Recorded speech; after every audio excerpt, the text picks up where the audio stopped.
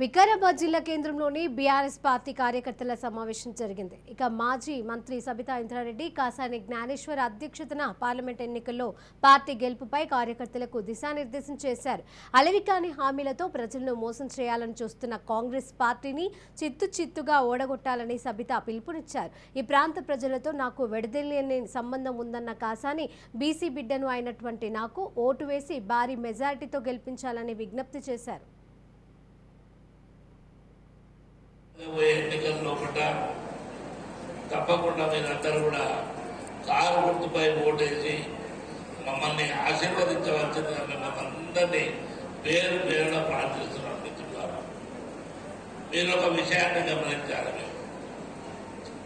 ఇక్కడ ఉన్నటువంటి ముగ్గురు పార్లమెంట్లో కాంటాక్ట్ చేస్తున్నటువంటి మిత్రులు బీజేపీ కానీ ఏ మాటలైతే చెప్పి మాటలు నిలబెట్టుకున్నటువంటి కాంగ్రెస్ ప్రభుత్వానికి బుద్ధి చెప్పాలంటే మీరు తప్పకుండా బీఆర్ఎస్ పార్టీ తరఫున కల్వకుంట్ల చంద్రశేఖరరావు గారు చేసినటువంటి పనులన్నింటినీ కూడా వేరే చేసుకొని ప్రతి ఒక్క పని ప్రతి ఇంట్లో ప్రతి జాగాలో కూడా కేసీఆర్ జ్ఞాపకాలు మనకు ఉన్నాయి. కనుక ఆయన చేసినటువంటి పనులను వేరే చేసుకొని తప్పకుండా మరొకసారి మీరు చూసినట్టయితే కేసీఆర్ గారు ఎప్పుడైతే బయలుదేరిలో బస్ వేసుకొని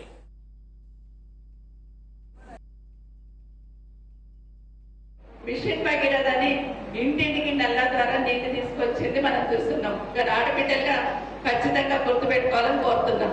అయితే ఎక్కువ మాట్లాడను అంటే అక్కడ హైదరాబాద్ బ్రిడ్జ్ కింద పెద్ద పెద్ద ఫ్లెక్స్లు వేసుకున్నారు. చదువుకుంటూ వస్తా ఉన్నాయి ఏమేమి రాసిందో దీని మీద చాలా మార్పు తీసుకొస్తామన్నారు.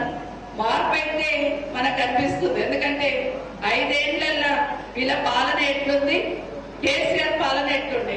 కేసీఆర్ ఏమో కష్టపడి పాలన గాడిలో పెడితే 5 ఏళ్లలో అస్తవ్యస్తం చేసి గాలి వదిలేసింది.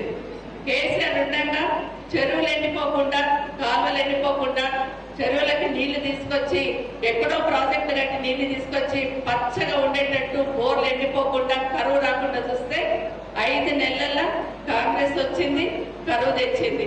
ఎక్కడ పోయినా పంటలు ఎండిపోతున్నాయి.